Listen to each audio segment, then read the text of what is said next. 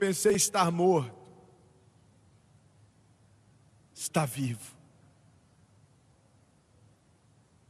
É a sua vontade, Senhor, que eu vá até o Egito, pois não irei até que o Senhor me diga. E o Senhor disse a ele: vá, vá. O Senhor tinha um plano tão maior do que o plano de Jacó, tão maior do que o nosso plano.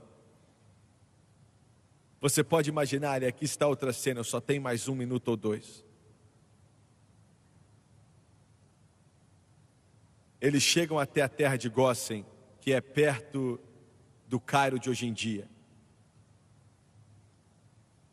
E eles dizem a Jacó: José está vindo. Entenda, para mostrar a autoridade deles, eles tinham os cavalos mais lindos do Egito. Eles tinham eu não quero chamar de carruagem, mas vamos chamar assim, era cheia de ouro e pedras preciosas. Aquilo era para a pessoa mais importante, para mostrar sua autoridade, acompanhada de uma legião de guardas. E aquele senhor vê José chegando. Somente Deus pode fazer algo assim. E cumprimenta o seu filho, que ele pensou que estava morto. Escute bem.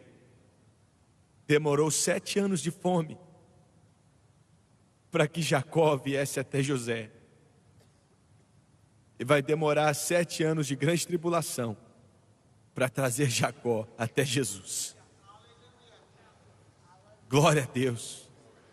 Glória a Deus. Glória a Deus. Quando José apresentou Jacó a Faraó, aquele senhor de 130 anos de idade, ele tem as vestes de um pastor. E eu não vou entrar em detalhes, mas José, quando o Faraó pediu, ele trouxe o seu pai Jacó. E aquele senhor está diante do trono do Egito, se perguntando como é que isso pode estar acontecendo. E Faraó olhou para ele e perguntou: Senhor, quantos anos você tem? Ele disse: os dias dos anos das minhas peregrinações são de 130 anos de idade.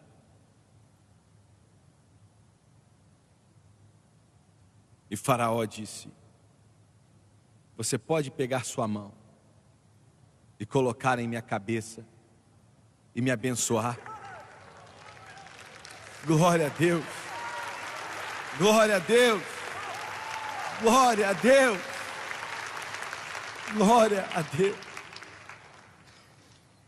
Ainda que ele fosse o faraó do Egito, é abençoado pelo maior. Qualquer um de vocês, salvos e cheios do Espírito, estão acima do que o homem mais poderoso no mundo que não conhece a Deus.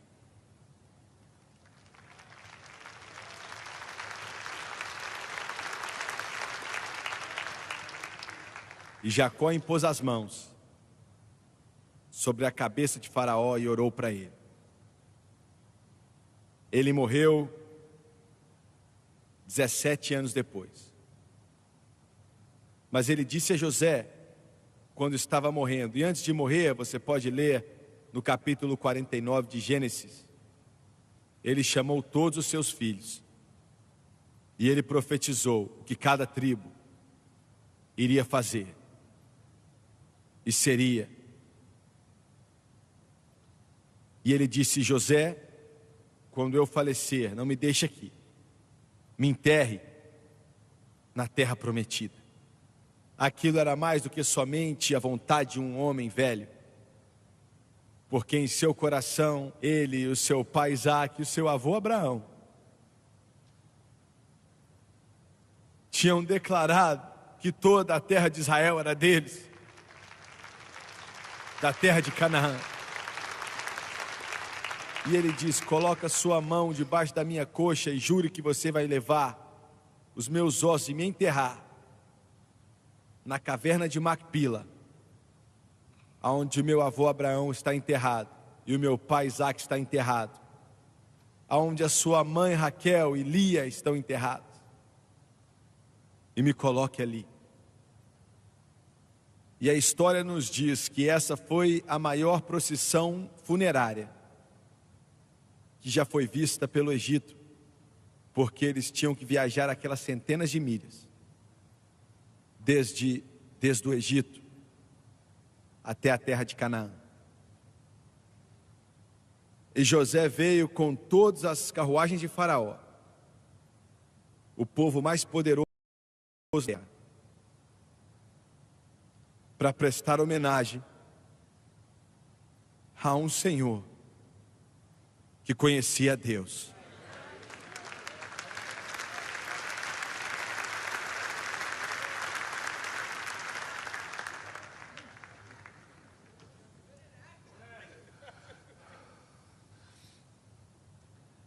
Quando voltaram, eu tenho 1 minuto, os irmãos pensaram: agora que o pai morreu, José, eles estavam com medo que ele iria se vingar deles, mas ele os reuniu e choraram, e ele disse: eu sei que a intenção de vocês eram ruins, mas a intenção de Deus era boa.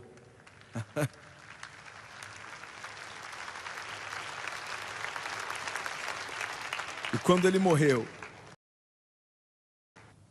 ele disse a eles: vão me estar aqui no Egito, mas eu vou sair daqui como uma nação forte, e quando fizerem isso, levem meus ossos com vocês, quando estiverem a caminho da terra de Canaã. E Moisés levou aqueles ossos de José, e quando estava o Mar Vermelho, havia um vagão em meio àquela grande procissão, que tinha os ossos de José ali. E ainda que Moisés não chegou a entrar na terra prometida, quando Josué chegou até ali, ele enterrou aqueles ossos para esperar a trombeta do Deus Todo-Poderoso. Aleluia, glória a Deus, louvado seja Deus. Não há Deus como nosso Deus. E eu quero dizer o seguinte: isso não tem nada a ver com a mensagem, mas eu sinto em meu espírito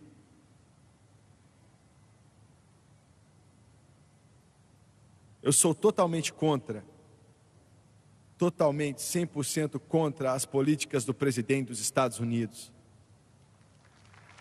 Mas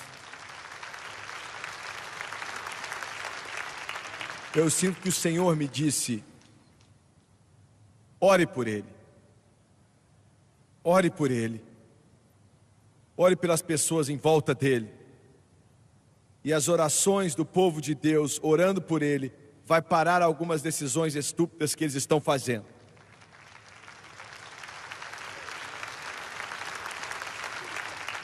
Como é que eu sei disso? Porque o Senhor diz que se o meu povo, que se chama pelo meu nome, se humilhar e orar, e buscar a minha face, e se desviar dos seus maus caminhos, eu vou ouvir do céu, eu vou perdoar os seus pecados, e eu vou sarar a sua terra.